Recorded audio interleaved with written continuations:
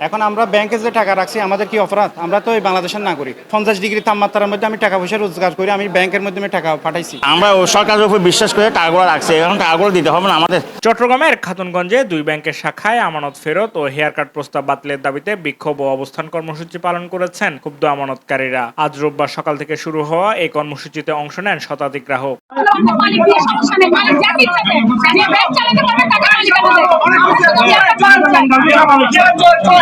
জানা যায় সকালে ব্যাংক খোলার সময় বিক্ষুব্ধ গ্রাহকরা ইউনিয়ন ব্যাংক পিএলসি ও ফার্স্ট সিকিউরিটি ব্যাংকের খাতুনগঞ্জ শাখায় প্রবেশ করে জমানো অর্থ ফেরতের দাবিতে অবস্থান নেন। এই সময় তারা কর্মকর্তাদের কক্ষ থেকে বের করে দেন এবং ব্যাংকের প্রধান ফটকে তালা লাগিয়ে দেন। পরে বেলা 11:30টার দিকে তারা ফার্স্ট সিকিউরিটি ইসলামী ব্যাংকের পিএলসির সামনে গিয়ে একই দাবিতে বিক্ষোভ শুরু করেন। বেলা 1টা পর্যন্ত চলা এই কর্মসূচিতে এলাকায় উত্তেজনা ছড়িয়ে পড়ে। আজকে পর্যন্ত 1.5 বছর 2 বছর যাবত আমি কোনো টাকা উঠাতে পারতেছি না। বলতেছে হেয়ার কাট হবে, উপরে নির্দেশ আসবে, নির্দেশ আসলে আপনারা টাকা পাবেন, সবাই পাবেন।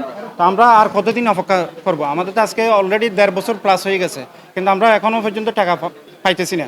এখন আমরা ব্যাংকে যে টাকা রাখছি আমাদের কি অপরাধ? আমরা তো এই বাংলাদেশের নাগরিক, আমরা কষ্টের। আমি একজন প্রবাসী, 50 ডিগ্রি তাপমাত্রার মধ্যে আমি টাকা পয়সা রোজগার করে আমি ব্যাংকের মাধ্যমে টাকা পাঠাইছি। এখন আমার বড় অপরাধ হয়ে গেছে, আমি বাংলাদেশ ব্যাংকে এখানে টাকা রাখছি সেই জন্য। তারা বলতেছে ব্রাঞ্চে গেলে আমাদেরকে ঘুরিয়ে দেয়, বলতেছে পরে আসেন, এখনো নির্দেশ পাইনি, নির্দেশ আসবে, নির্দেশ আসলে মানে কি আপনাদেরকে টাকা সবাইকে দেওয়া হবে। আর কতদিন অপেক্ষা করব? ব্যাংকে আমাদের 10 লাখ টাকা আমার ইউনিয়ন ব্যাংকে টাকাটা দিচ্ছে না, দেবে দেবে গুলোচ্ছে। হ্যাঁ, কেন দিচ্ছে কে কাছে আমরা জানি না। এগুলো সরকারি অন্তর্ভুক্ত ব্যাংক, সরকার হয়তো লাইসেন্স দিয়েছে ব্যাংকগুলোকে। হ্যাঁ, এগুলো আমরা সরকারের উপর বিশ্বাস করে টাকাগুলো রাখছি, এখন টাকাগুলো দিতে হবে না আমাদের সব কিছু চলতে হবে না। সে অসুস্থ মানুষ, টাকাগুলো কষ্ট লাগবে তো। আমি বাংলাদেশ ব্যাংকে ঢাকা কাস্টমার সার্ভিসে টেলিফোন করছি, হ্যাঁ, ওনারাও কোনো ধরনের উত্তর দিতে পারছেন না। আমি এভরি একটা ভাঙাবো করে প্রায় মাস 3 চলে গেছে। এমনি এরা কিছু শুরু বা নতুন করে কিছু করবে, মোরাইট করে কিছু বলবে না, কোনো ধরনের রেসপন্সই দেখতেছি।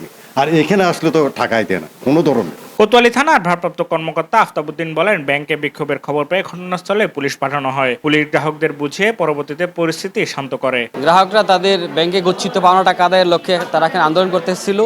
তারা ব্যাংকে তালাবদ্ধ করার চেষ্টা করেছিল। আমরা তাৎক্ষণিক সংবাদ পেয়ে থানা পুলিশ সহ আমরা এখানে ঊর্ধ্বতন অফিসার সহ এখানে চলে আসি।